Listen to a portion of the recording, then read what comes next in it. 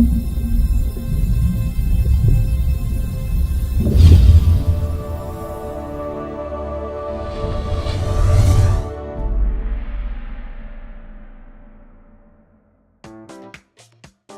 mémoire, un mot unique derrière lequel se cachent pourtant des quantités de notions.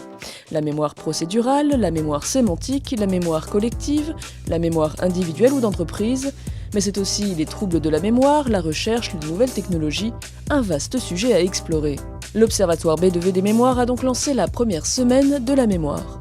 De l'Université de Caen à la Cité de la Mer de Cherbourg, du Mémorial de Caen à la MRSH, du laboratoire Cicéron à l'amphithéâtre du Château, du CHU à l'IMEC, du 15 au 20 septembre 2014, la mémoire était à l'honneur dans la ville de Caen et en Basse-Normandie. Je suis très heureux d'être ici parce que B2V participe avec l'Observatoire des mémoires à un service que nous devons à nos retraités et aussi à nos actifs. Nous avons justement recherché à ne pas être simplement dans la maladie d'Alzheimer, etc. Nous avons recherché au contraire d'être pluridisciplinaires et à la fois de nous intéresser à tous les strates de la population. Je crois qu'il était important aussi de s'interroger sur ce qu'était avoir de la mémoire ou avoir une mémoire et à s'interroger aussi sur les relations entre la mémoire et l'histoire. Bien sûr, nous n'aurions pas pu réaliser cette semaine sans les partenariats de l'ensemble et l'implication de l'ensemble de la région. Et très vite, quand le professeur Eustache, qui est également éminent chercheur à Caen, nous a introduits auprès de la région, de la commune, de l'université et des différents scientifiques de la région, eh bien, tout le monde a répondu présent.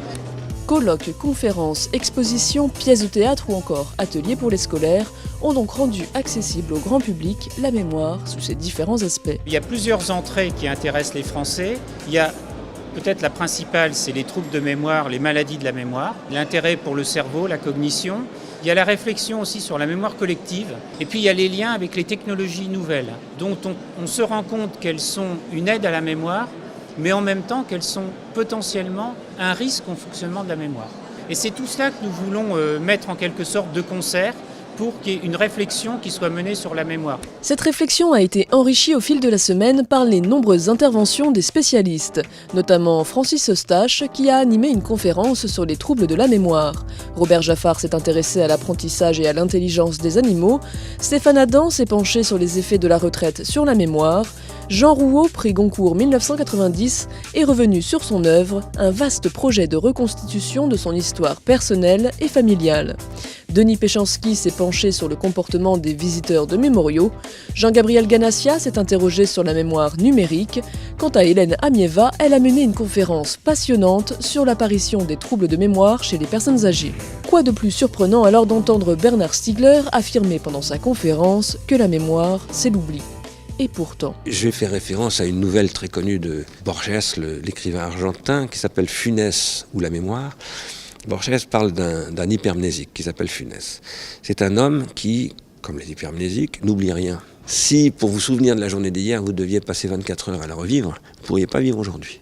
Enfin, c'est ce qui arrive à Funès. Donc la mémoire, c'est avant tout une réduction de ce que vous avez vécu, une catégorisation, comme le montrait Robert Jaffard hier soir, qui va vous permettre de consolider des événements, mais en éliminant une partie de la réalité. C'est aussi pourquoi la mémoire est toujours une reconstruction et parfois une falsification.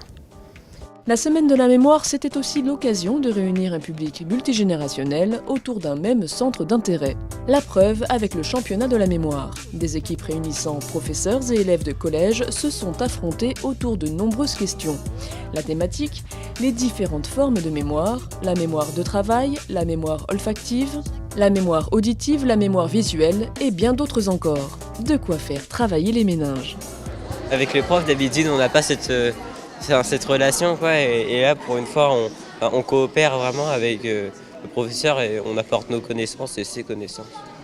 Le but de l'opération, c'était le complément de mémoire entre les plus anciens et les plus jeunes et ça a bien fonctionné. Je pense pas qu'on aurait réussi, aucune équipe n'aurait réussi tout seul, quoi.